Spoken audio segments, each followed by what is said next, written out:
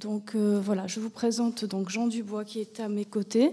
Jean Dubois est un artiste expérimentant l'imagerie numérique, qu'elle soit fixe, en mouvement ou interactive.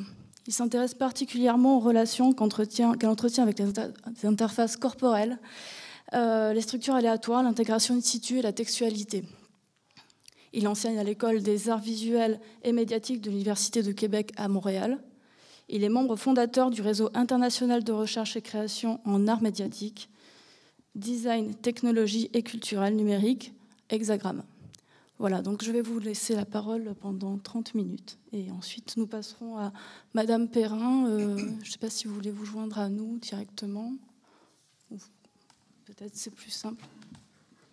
Je vais commencer. Ah, ça ne marche pas. Je peux vous donner ce micro. Ah oui, ça marche. Je vais commencer par remercier Anne-Olga et Lorella pour m'avoir invité d'abord, oui, et aussi à toute l'équipe qui nous accueille ici aujourd'hui. Mais aussi, je voudrais les remercier parce qu'elles ont initié les questions qui m'ont tracassé cet été. D'abord parce qu'elle m'avait posé des questions au mois de mai concernant justement la conservation de mon travail et la possibilité de remonter des pièces. Donc, j'ai eu l'occasion à une seconde reprise, de rencontrer des gens d'un musée canadien pour aborder une stratégie de conservation des pièces.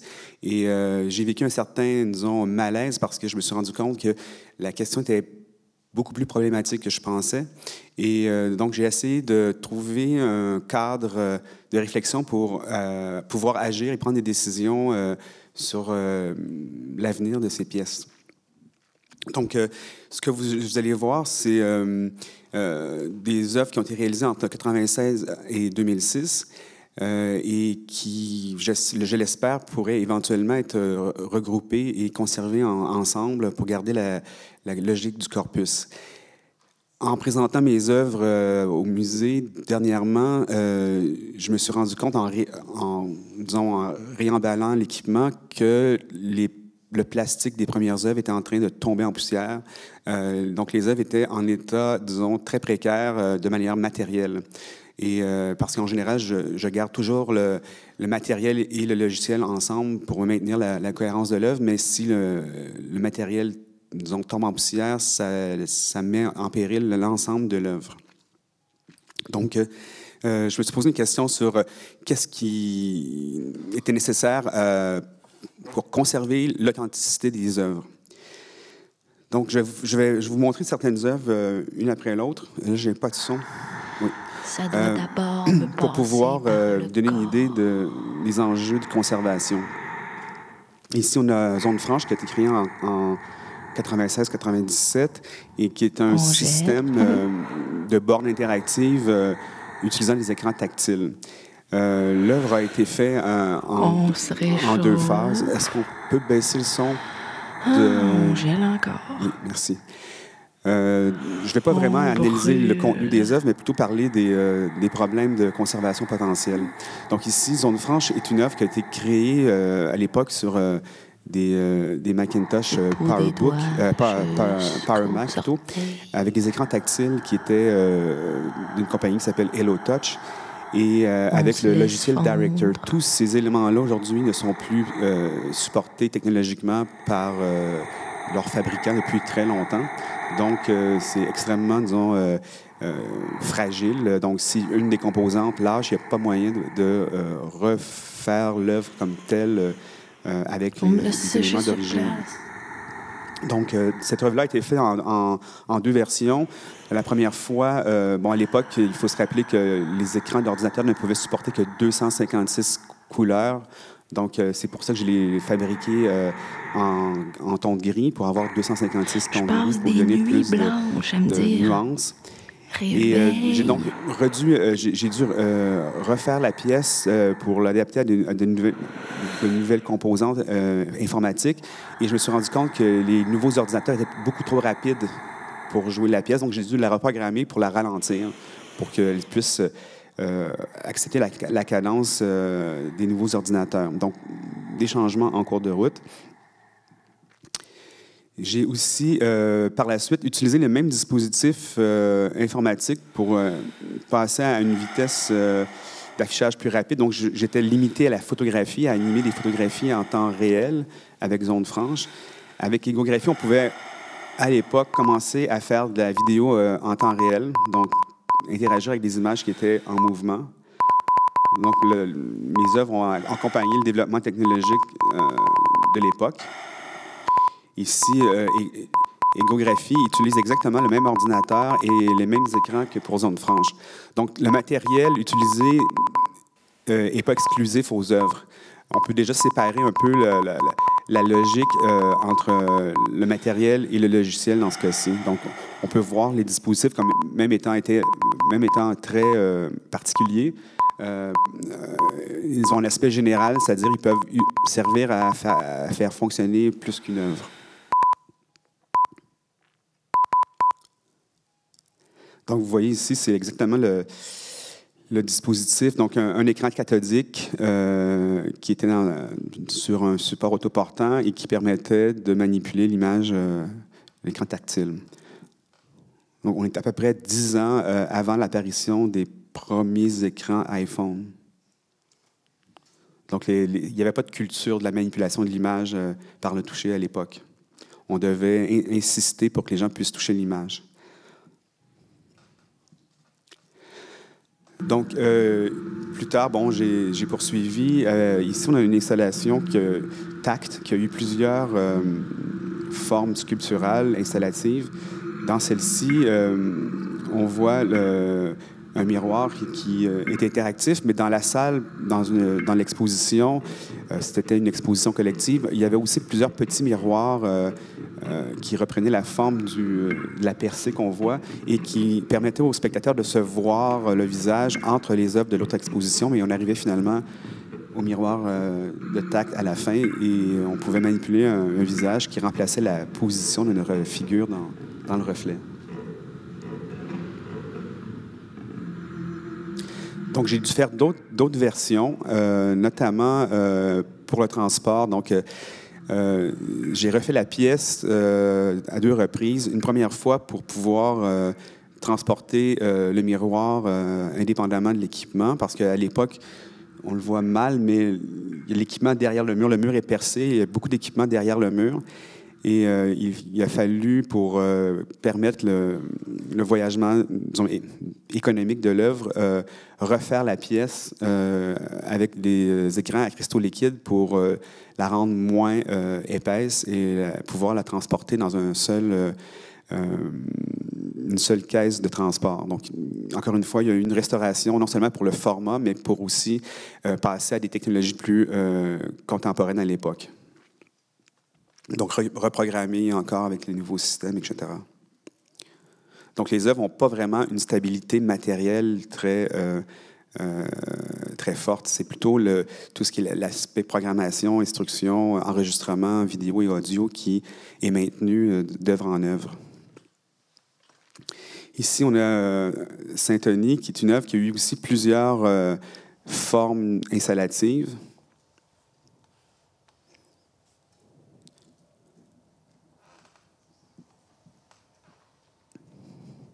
Donc, selon les endroits où je présente les pièces, j'essaie d'avoir une stratégie, plutôt des tactiques de mise en espace qui vont tirer parti des conditions spatiales et technologiques de l'époque. Donc, les œuvres évoluent selon les présentations. Un peu comme une pièce de théâtre avec un script, un scénario de base.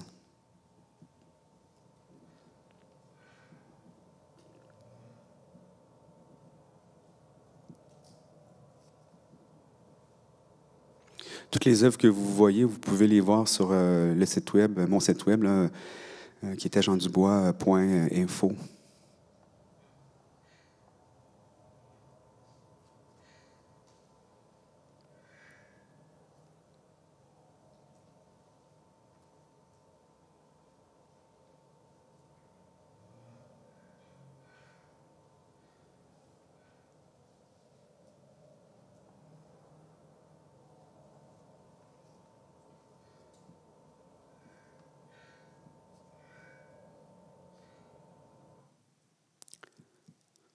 Comme vous le voyez, donc, ici, une version qui a été présentée à la Wood Street Gallery à Pittsburgh. Donc, c'est pas le même écran, c'est pas le même rapport à l'espace.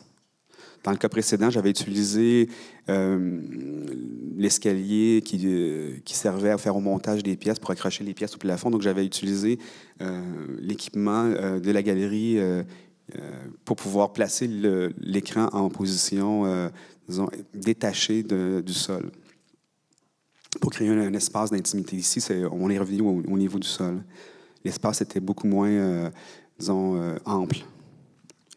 Ça, c'est une autre version qui a été faite dernièrement, où on avait des contraintes d'accrochage du type il ne faut pas accrocher au mur, il faut construire complètement les structures pour pouvoir accrocher l'équipement. Donc, il ne fallait pas laisser aucune trace dans l'espace. Donc, il a fallu trouver une stratégie, dans ce cas-ci, qui reprenait un peu l'esthétique des black box en théâtre ou en musique.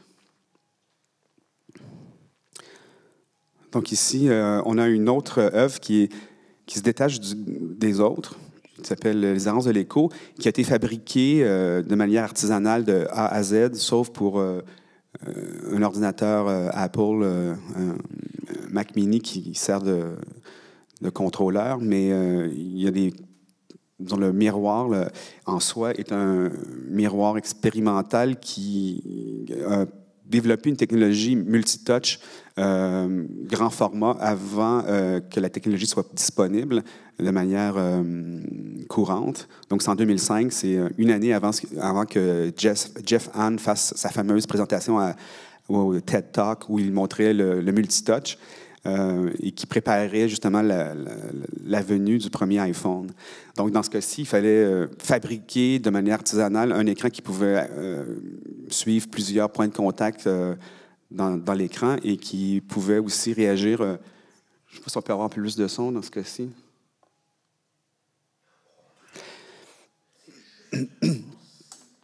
Donc, cette œuvre-là est difficilement démontable ou reproductible.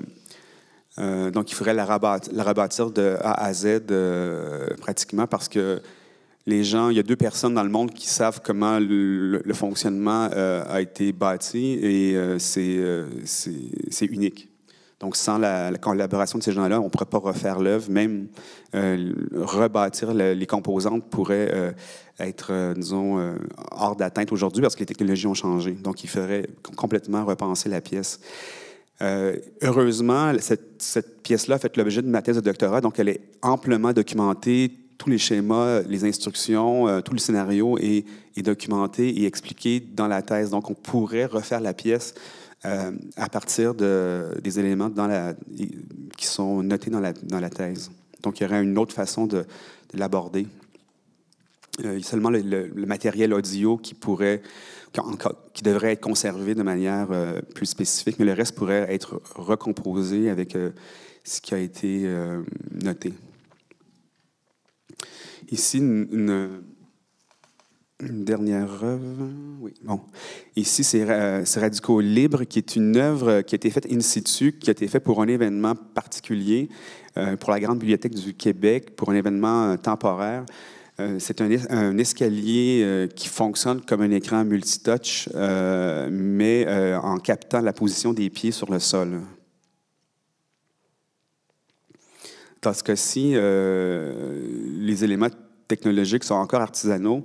Ils appartiennent à une personne en particulier, donc c'est un brevet particulier. Je ne sais même plus si la personne continue à fabriquer les composantes, donc ça devrait être refait aussi au niveau technologique de A à Z. Mais les librairies aussi sont des librairies qui ont été refaites par un programmeur en utilisant des librairies de sources libres, mais avec des modifications majeures qui ont été faites. Donc, encore une fois, la reproductibilité de l'œuvre serait assez difficile à faire telle quelle. Et il faudrait repartir du scénario, même s'il est assez sommaire, pour pouvoir recomposer l'œuvre. Mais dans ce cas-ci, l'intérêt est secondaire parce que c'était vraiment créé pour le contexte de la Grande Bibliothèque. On a fait aussi, à la demande d'un autre musée de sciences, on nous a demandé de faire une version transportable pour vulgariser les technologies numériques en art. Donc, on a refait la même œuvre, mais sur une table interactive pour aider justement les gens à expérimenter le dispositif, mais hors de son contexte. Et donc, on avait comme dans la cahier de charge de faire une œuvre qui était accessible aux enfants.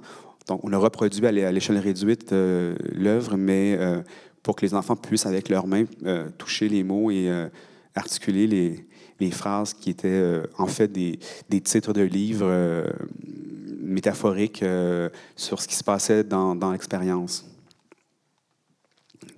Donc, l'exposition-là a été itinérante. J'ai perdu le cours parce qu'on n'a pas été mis au courant. C'était une subvention d'Hexagramme. On a donné la table au musée pour qu'ils puissent faire leur exposition, mais là, on perdait dès lors tout suivi de l'avenir de cette table-là. C'était vraiment un don qu'on avait fait à l'époque.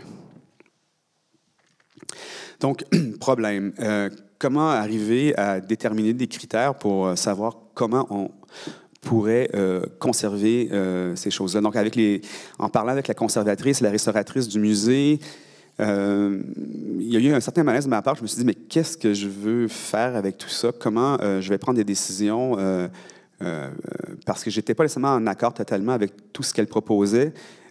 J'étais parti avec une idée de faire migrer les projets autant que possible vers d'autres bases technologiques qui étaient plus durables ou plus ou moins indépendantes des bases technologiques utilisées. Ça m'a rappelé une vieille théorie des arts de Nelson Goodman qui a développé dans Languages of Art en 1968 et qui abordait l'authenticité de l'œuvre d'art en établissant des catégories d'œuvres ou d'art selon le fait qu'on pouvait ou non les contrefaire. Et selon lui, les types d'art qu'on pouvait contrefaire étaient de l'ordre de l'autographie et ceux qu'on ne pouvait pas contrefaire étaient de l'ordre de l'allographie. En même temps, pour lui, les œuvres contrefaites contrefaisaient des œuvres par copie.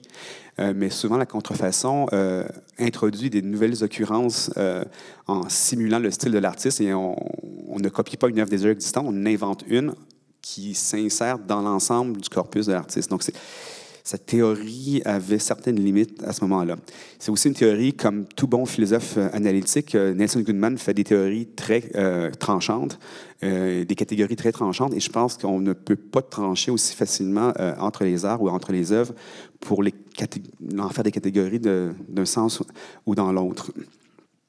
Et d'ailleurs, son modèle ne s'appliquait pas aux arts numériques, mais plutôt à des arts qui ont été initiés au 19e siècle plutôt, ou des formes d'art initiées au 19e siècle. Donc, pour lui, la peinture serait le modèle par excellence de l'autographie et la musique, le modèle par excellence de l'allographie. Pourquoi? Pour lui, les œuvres autographiques comme la peinture, le dessin, la sculpture, l'estampe, sont des œuvres qui s'inscrivent dans leur exécution. Et la musique, par exemple, comme la littérature, l'architecture ou le théâtre, peuvent être créées par notation et ensuite exécutées dans une deuxième phase. La danse, pour lui, reste un problème. La chorégraphie, il n'arrive pas vraiment à savoir est-ce que la chorégraphie peut être notée ou non. Est-ce qu'on peut faire un système de notation? Aujourd'hui, on voit des systèmes de notation. On peut aussi les enregistrer, les chorégraphies, et les reproduire par documentation. Donc, pour lui, la danse était encore un problème il ne savait pas s'il devait la placer du côté de la peinture ou de la musique. Donc, pour lui, la grande différence, c'est il y aurait des arts de notation et il y aurait des arts d'exécution. Et les arts de notation seraient aussi, à l'origine, autographiques. Donc, les œuvres allographiques seraient non autographiques, mais à l'origine, ils ont un début d'existence ou d'historique par l'autographie et éventuellement, ils deviennent allographiques. Donc, ça pose un problème. Donc, si on peut être autographique, comment peut-on devenir non autographique? Ça veut dire qu'il faut repenser complètement la catégorie par la suite. Donc, j'ai essayé d'aborder la question, non pas essayant de faire une règle qui séparait de manière tranchante l'un et l'autre, mais de voir comme deux principes qui peuvent, disons, se coupler de manière plus disons, relative. Donc, comment arriver à voir l'allographie et l'autographie hors d'une classification logique comme les philosophes analytiques ont l'habitude de le faire et de le voir de manière plus nuancée, comme une modulation. Donc, on sait aujourd'hui qu'en peinture, on peut faire de la peinture allographique. On pense à Sol Lewitt qui envoie des instructions à distance à des peintres pour exécuter des peintures. Donc, on peut faire de la peinture comme on fait de la musique. Il suffit de réduire la peinture à un système de notation. Et on ne peut pas faire n'importe quelle peinture avec un système de notation. On est surtout limité à faire des œuvres qui peuvent passer par une description mathématique, géométrique, avec des critères relativement simples. La musique aussi, c'est sûr que si on se base à la musique occidentale qui est tempérée, avec une gamme chromatique, tout ça, on peut en faire une notation, mais qu'est-ce qui arrive avec les chants de gorge inuits? Qu'est-ce qui arrive avec la musique concrète qui utilise seulement des bandes sonores, des bruits? On arrive difficilement à noter ces œuvres-là. Il faut les utiliser telles quelles comme les arts autographiques. Donc, la question n'est pas résolue à ce niveau-là. Donc, on revient avec la question exécution-notation. Comment repenser les œuvres en sachant qu'est-ce qui est de l'ordre de la notation et qu'est-ce qui serait de l'ordre de l'exécution. Donc, une première question que je me suis posée, est-ce que l'exécution, l'ordre de l'autographique, touche à l'inscription de l'œuvre? Qu'est-ce qui est inscrit et qui est immuable? Et qu'est-ce qui touche la description de l'œuvre? Qu'est-ce qui peut échapper à la manifestation de l'œuvre et qui peut être transmis ou transcodé dans un système de notation? Par exemple, le système de musical qui peut être transcodé dans un système qui n'est pas, disons, audible, mais qui est visible, comme les partitions, par exemple. Comment peut-on distinguer dans une œuvre d'art les aspects descriptifs et inscriptifs? Qu'est-ce qui, dans une œuvre autographique, par exemple, est-ce que ça touche ce qui est définitif, ce qu'on ne pourra pas, disons, altérer éventuellement, et dans l'allographique, ce qui pourrait être différé, interprété? Donc, est-ce que pour de Goodman, justement, l'autographique se fait en une phase et l'allographique nécessite au moins 2 phases. Donc, une première phase de notation ou de création. Le compositeur crée la pièce, mais le chef d'orchestre va l'interpréter, par exemple, avec son orchestre. Et on peut avoir des interprétations qui varient, des compositions d'orchestre qui varient. Donc, le son va varier, l'acoustique va varier. On pourrait transposer la pièce telle qu'elle dans un système informatique qui va jouer sans les instruments d'origine. Donc, on perd l'autographie, disons, de l'époque pour une autographie contemporaine. Est-ce que l'œuvre est un résultat ou une méthode? On doit conserver la méthode ou le résultat? Au Japon, on a le concept de trésor national vivant où on conserve les personnes qui ont le savoir-faire, on les encadre, on garde le savoir-faire vivant. Ici, aujourd'hui, dernièrement, il y a une anecdote qui m'a frappé. Le Musée d'art contemporain a acquis une œuvre d'un de mes collègues à l'université qui s'appelle Alain Paiement, une œuvre Bleu de bleu. Il a réalisé une œuvre d'art public dernièrement qui va au moins durer 5 ans et qui s'étale sur 8 km d'autoroute entre le centre-ville et l'aéroport Trudeau. Donc, le musée n'a pas acquis l'œuvre nécessairement parce que l'œuvre va probablement disparaître si on ne trouve pas de budget pour la maintenir disons, physiquement visible. Donc, dans sa vision diurne et dans sa version nocturne. Donc, le musée a acquis tous les documents de conception, a acquis toutes les réflexions conceptuelles de l'artiste autour de l'œuvre. Parce que ce qui les intéressait, c'était la démarche derrière la composition de l'œuvre. Donc, ils n'ont pas acquis l'œuvre, le résultat, mais bien la méthode. Donc, est-ce qu'on a affaire à des objets? Est-ce qu'aujourd'hui, on doit conserver des objets? Est-ce qu'on doit conserver des systèmes? Qu'est-ce qui constitue le système? Qu'est-ce qui constitue l'objet dans l'œuvre d'art maintenant, surtout en art numérique? Est-ce que cette idée se transpose directement avec la notion de logiciel, matériel? Dans mon cas, pas toujours. Le logiciel, oui, c'est la partie qui se rapproche le plus de la notation. Mais dans le logiciel, il n'y a pas que de la programmation. des instructions, il y a aussi des données. Les enregistrements audio, vidéo ne font pas l'objet d'une instruction. Je vois ça comme des empreintes de phénomènes physiques, visuels et sonores. Donc, il faut les conserver un peu comme si c'était des objets autographiques, tandis que les instructions de programmation sont beaucoup plus facilement transposables. J'ai fait refaire la programmation de la même pièce dans différents codes sur différentes plateformes et à partir des mêmes instructions. Donc, même coder l'œuvre, ce n'est pas nécessairement de l'ordre de l'autographique. Ça pourrait être transposé dans d'autres systèmes. Mais je considère que la voix enregistrée de tel acteur avec telle intonation doit être, disons, pour moi, en tant qu'artiste, je ne pourrais pas le reproduire. Je ne pourrais jamais le reproduire de la même façon que je peux reproduire un enchaînement d'opérations dans un code de programmation. Donc, aussi, dans mon travail, il y a toujours des aspects tactiques et stratégiques.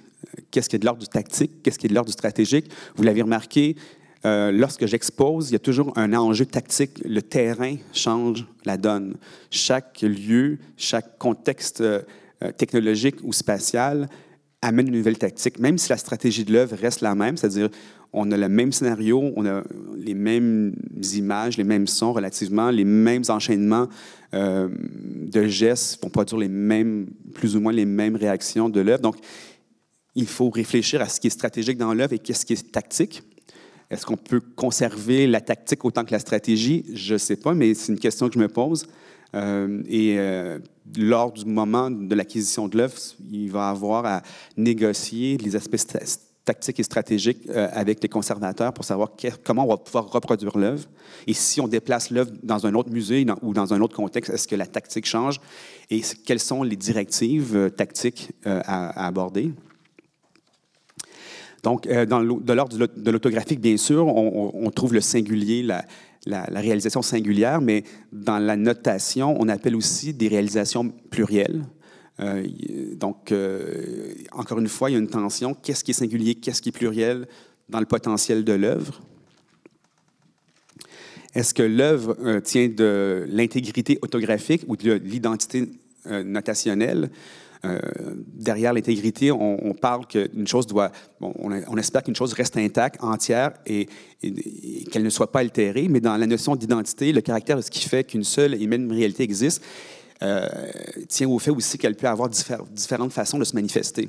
Elle est la même, mais elle a un potentiel de changement malgré le fait qu'elle est elle-même et elle garde son identité. Donc, les concepts d'intégrité et d'identité sont ici à réfléchir encore d'une certaine façon avec la logographie, l'autographie. Et en général, on a l'habitude en muséologie de garder l'intégrité et moins l'identité. C'est une habitude qui est moins grande, mais qui commence à avoir sa place dans le discours de conservation. Donc, maintenant, on ne parle plus que de conservation, mais on parle aussi d'activation ou de réactivation des œuvres. Je vais vous donner un exemple intéressant ici, un article qui a été publié par Yvan Cloutot, qui justement aborde les œuvres variables ou les œuvres à prescription ou à notation en art contemporain. Son article s'appelle « Activation des œuvres d'art contemporain et prescription octoriale ». Donc, comment la conservation se fait en partie avec certaines prescriptions préparées par l'artiste. Donc, pour lui, l'œuvre, lorsque le musée maintenant acquiert une œuvre, ça doit de présenter l'œuvre pour également l'associer à une série de prescriptions, c'est-à-dire à des consignes pour matérialiser l'œuvre. Ces notations techniques ou procédurales sont rendues nécessaires par la manifestation matérielle de l'œuvre qui ne s'appuie plus exclusivement sur des objets préexistants et exploitables sans réglage préalable. L'objet lui-même n'est souvent plus le seul résultat univoque de l'expressivité de l'artiste, de son geste créateur et personnel. Il ne constitue pas toujours un original à conserver, contrairement aux objets d'art qui ont constitué la tradition des musées. Donc, on arrive avec une nouvelle forme de conservation ou d'activation artistique.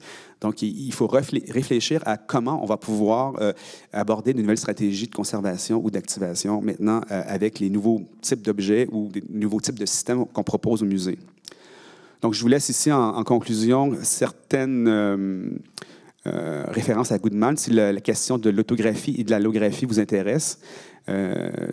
Selon moi, c'est une vieille théorie, mais qui peut servir et qui peut être rafraîchie aujourd'hui avec l'arrivée des nouvelles technologies dans l'art contemporain. Je vous remercie.